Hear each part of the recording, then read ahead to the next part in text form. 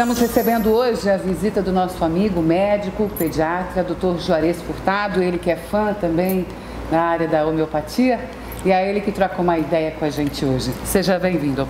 Obrigado, Vera, obrigado pelo convite, sempre um prazer a gente poder estar conversando. Gente, tem muitas informações. Bom, primeiro que é um momento que a gente sabe, né, essa questão aí de alteração climática, período que antecede o nosso inverno, e a gente sabe que não só os adultos, mas as crianças, principalmente nessa época, apresentam algumas situações bem críticas. Né? Chatas e críticas.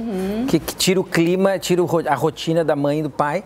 Começam as tosses, começam as noites com tosse, começam as febres, né? Ai, as alergias, não é brincadeira. E não só mamães, mas vovós também ficam incomodadas, porque elas também têm que atuar ou tentar, às vezes, passar para a mãe uma segurança, uma paz, uma calma. Hoje isso não está acontecendo, sabe? Você é um defensor número 1 das avós. Sou. Por quê?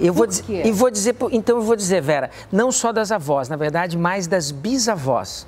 Porque na cultura, na época da vida da bisavó, ela desenvolveu uma compreensão dos fatos através de uma sabedoria da vivência. Coisa que hoje nós não fazemos. Hoje, uma geração que nós vivemos é uma geração miojo. É uma geração que em 3 minutos as coisas têm que ser resolvidas. Verdade. Nós não temos paciência de aguardar. O que acontece? A bisavó tinha isso. E quando ela dava o time certo, ela percebia melhor o que estava acontecendo. Hoje a gente não percebe. A criançada grita com alguma dor. O que a gente faz? Corre na farmácia e entra naquele tratamento bélico. Dor, antidor. Eu estou com um bicho na garganta, um antibiótico, um antibicho. Ou seja, o tratamento bélico é feito para silenciar aqueles gritos que a criança está dando e nós não temos tempo de quê? Saber o que está acontecendo. Bom, e aí entra essa condição de ter esse tempo, de ter essa paciência. Eu vejo que você fala muito isso em relação, inclusive, à questão da febre, né, doutor Juarez? Isso, então. Não é a primeira vez que a gente comenta isso no programa, mas é importante porque a gente acaba repetindo essa situação antitérmica. Começou febre antitérmica. Isso. O tal do miojo que ele falou, tudo rapidinho. Eu quero passar com esse sufoco. Eu não suporto passar a noite com meu filho. Imagina a bisavó que tinha 14 filhos. A gente tem um e não consegue passar de 365 dias, 1, 2, 3 noites, sem reclamar e sem logo querer acabar com aquele sofrimento. Sabendo que o sofrimento é um exercício para aquela criança desenvolver algo. Isso que tem que entender. A doença não é uma coisa ruim, a doença, assim como a febre. Tu vê que, Vera, a febre, Papai do Céu ia ser muito chato, ia ser muito triste, ia ser muito mal, se como um dos primeiros mecanismos de defesa que nós tivéssemos, quando um bicho ou quando algo está ruim dentro de mim, eu reagisse com aumento de temperatura. Não é simplesmente assim ilógico eu pensar que é ruim, não, mas a indústria farmacêutica, a indústria que comanda, não, isso é ruim, vamos cortar. Hoje a ciência sabe que a bisavó no meio do mato sabia, quando não tinha nem médico e nem Dr. Google na frente, ela sabia que a febre era um mecanismo de cura e que hoje a ciência comprova. Aumentou a minha temperatura, aumentou do pequeno, sabe o que acontece? Soldados delas correm melhor e os bichos começam a morrer. 38,5, o vírus começa a morrer, literalmente desnatura e morre torrado. Bactéria 38, 39. Então, o que a gente tem que aprender, Vera, é conduzir a febre, coisa que as bisavós faziam. Elas sabiam que se passar 1 ou 2 dias curtindo uma temperatura que pode ser baixa, dependendo de como eu procedo, nós já falamos várias vezes como que a mãe tem que proceder. Quando eu passo 1, 2 dias, a criança viveu aquele processo, venceu a briga, exercitou e sabe o que acontece? Não vai bater de novo na farmácia no mês seguinte, que é o que está acontecendo. Não, quinzenalmente. Quinzenalmente. A farmácia está sendo visitada. Eu recebi essa semana ainda, um casal gastava R$ 1.250 por mês. Há 5 meses estava gastando isso, com um filho que não tem nem 3 anos de idade, em farmácia. Eu pergunto para você, não está alguma coisa errada aí? Qual que é o foco? O foco da indústria, a leitura, o paradigma anterior era o paradigma, a maneira de se pensar médica era vamos trabalhar com a doença, vamos eliminar a doença e no fundo hoje nós precisamos trabalhar com saúde e entender o que promove, por isso que está em alta a gente cuidar da alimentação, malhar mais, respirar, curtir, porque tudo isso faz parte de manter saúde. O que a criançada hoje não está vindo, inclusive com uma herança de corpo muito ruim, porque nós não comemos como comia bisavó, a gente hoje vai no supermercado, nós já cansamos de dizer, tem 100 prateleiras, precisava ter 3. O que acontece? A gente come produtos alimentícios, mastiga, bota no micro-ondas, né? Faz aquele papel. Eu costumo brincar, né? Você tira um frango, um cadáver do freezer desempacota, joga dentro de um micro-ondas, aproveita e termina de matá-lo lá. Sabe como é que o micro-ondas esquenta, né? Ele esquenta assim, tritando. Então você quebra a molécula, você desforma aquela proteína e quando você engole aquilo, o teu corpo vai dizer o seguinte: o que seria isso mesmo? Olha que absurdo que está acontecendo com a gente. Que planeta, não é? E aí o meu corpo reage gritando, fazendo gastrite, fazendo úlceras, fazendo... enfim. Eu tenho, de vocês médicos que participam do programa, que eu amo inclusive, eu vejo muito falar da questão da imunidade, de melhorar a imunidade, de aumentar a imunidade. Isso. A gente não está deixando nossos filhos terem esse momento de base. Praticarem isso. Imunidade.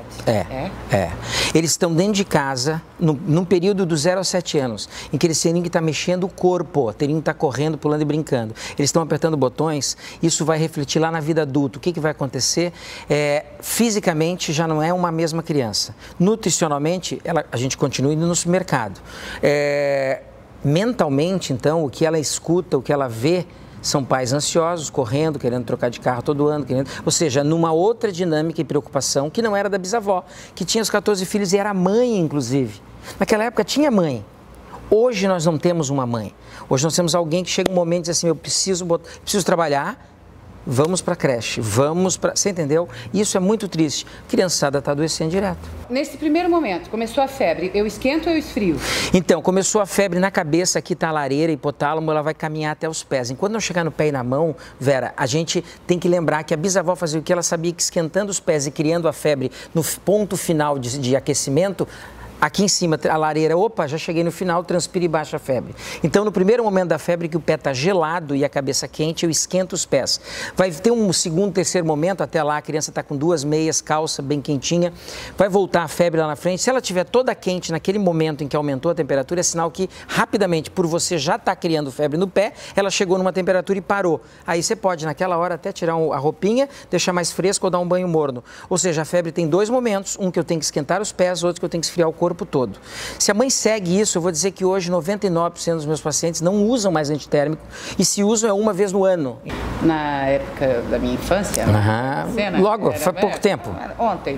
Aqui... a gente tinha aquela coisa da rubéola, então, catapora. Então a gente tinha várias coisas, sabe?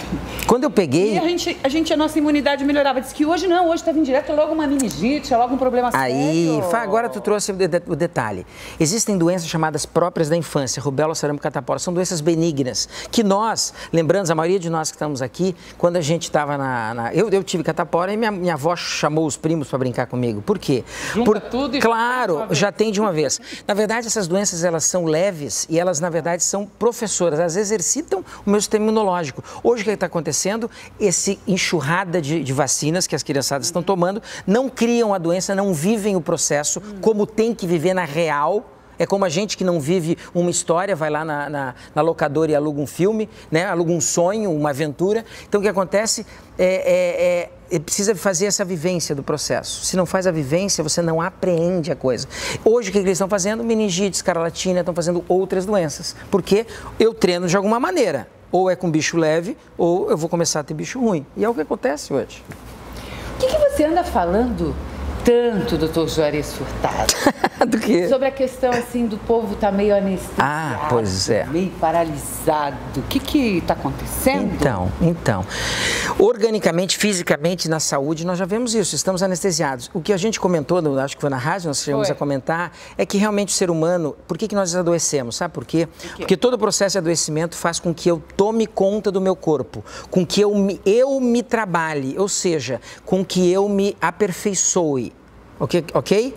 O que acontece? Acontece que quando eu estou nesse caminho, eu não preciso da doença.